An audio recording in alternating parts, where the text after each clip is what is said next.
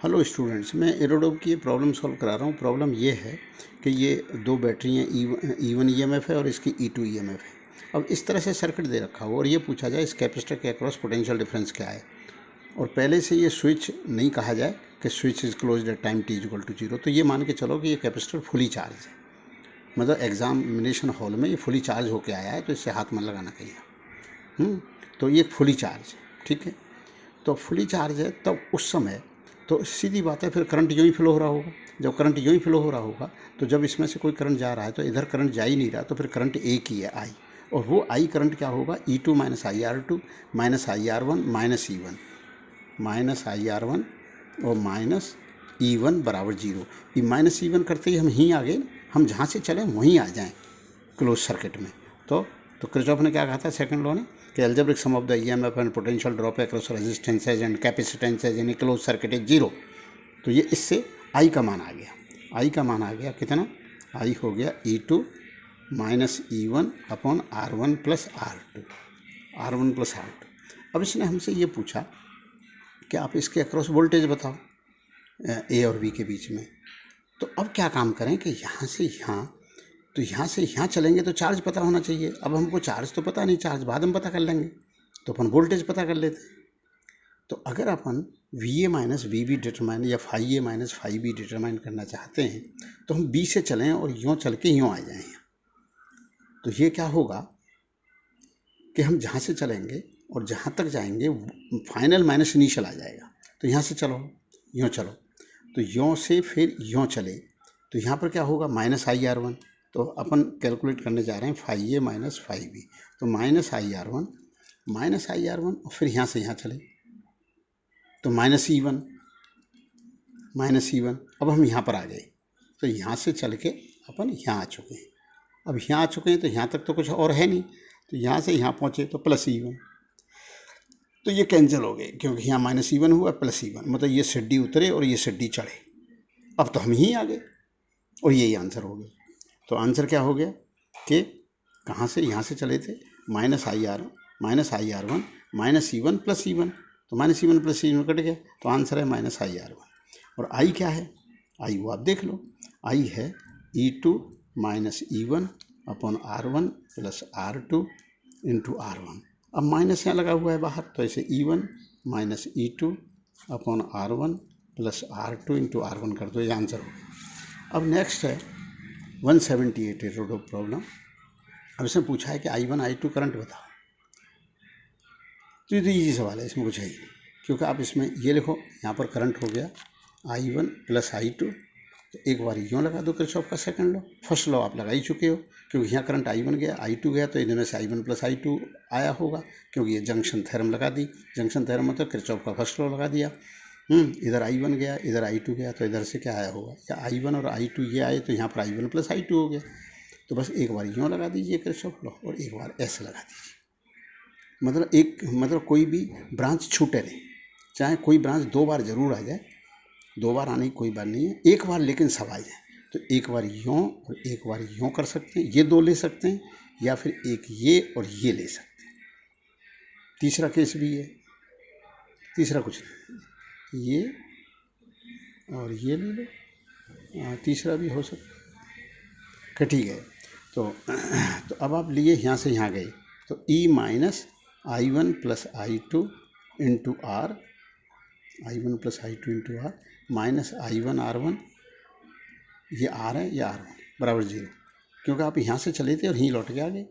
एक 0। दूसरा आप ये लिख लो चाहे ये लिख लो, कोई फर्क नहीं पड़ता। तीन ही बनती हैं, तो तीन में से कोई सी दो ले लो, क्योंकि दो ही इंडिपेंडेंट इक्वेशन बनेंगे। किन्हीं भी दो इक्वेशन से तीसरा जरूर आ जाएगा। अगर आप यूँ चलते हो तो प्लस I1 R1 क्यों, करंट की उल्टी डायरेक्शन में चले, फिर ये तो माइनस I2 R2 बराबर 0, तो यहाँ से आ गया I1 R1 बराबर I2 R2 है। तो ये एक इक्वेशन है, ये दूसरा इक्वेशन। इन दोनों में से आप I1 को एलिमिनेट कर दो, I2 आ जाएगा, फिर I2 के फिर I1 को तो I2 आ जाएगा, फिर I2 की वैल्यू यहाँ पुट कर दो तो I1 आ जाएगा। तो बस ये सिंपल सा सवाल था, ये कोई सवाल था ही नहीं। ठीक है ना।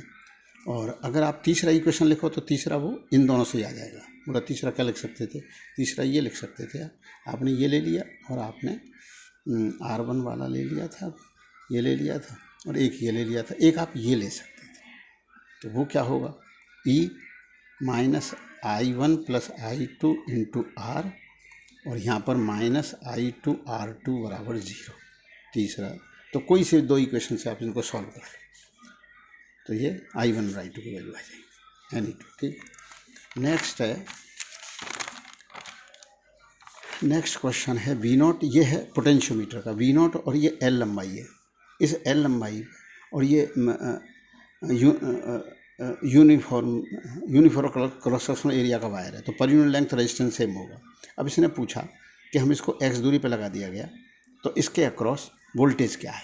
तो बड़ा सिंपल सा सवाल है कि इस V0 में क्या काम करो कि ये और ये रेजिस्टेंस दोनों पैरेलल में, फिर पैरेलल के साथ ये इतना काई में सीरीज में, बस ये सीरीज में, फिर V0 में उसका भाग दे देंगे। या फिर ऐसा कर लो, इसमें कुछ है ही नहीं, कि इसको यूँ मान लो कुछ करंट, तो आप इधर करंट मान लो I1 और इधर करंट मान लो I2, तो ये करंट हो जाएगा I1 प्लस I2।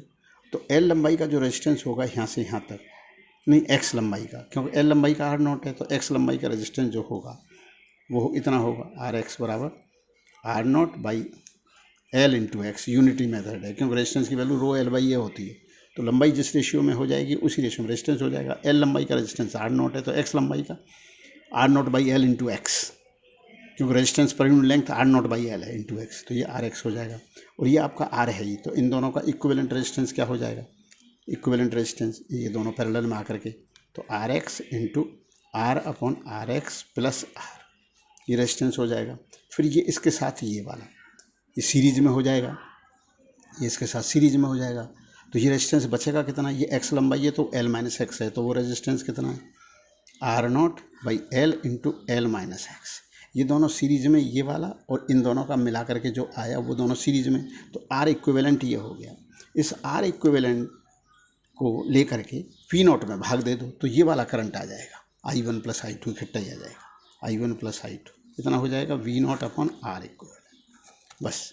अब किसी ने पूछा कि इसके अक्रॉस वोल्टेज बताओ, इसके अक्रॉस वोल्टेज बताओ, तो जो करंट आया, करंट ये I1 प्लस I2 आया, इस करंट में जो इसका इक्विवेलेंट रेजिस्टेंस है उसका मल्टीप्लाई कर दो और टोटल रेजिस्टेंस का भाग दे दो, बस।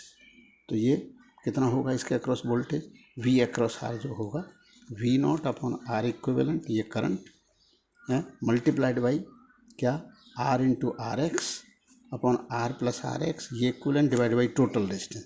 टोटल रेजिस्टेंस क्या है, टोटल रेजिस्टेंस क्या है RX upon R plus RX plus R0 by L गुणा L माइनस एक्स, ये तो इस तरह से आ जाएगा।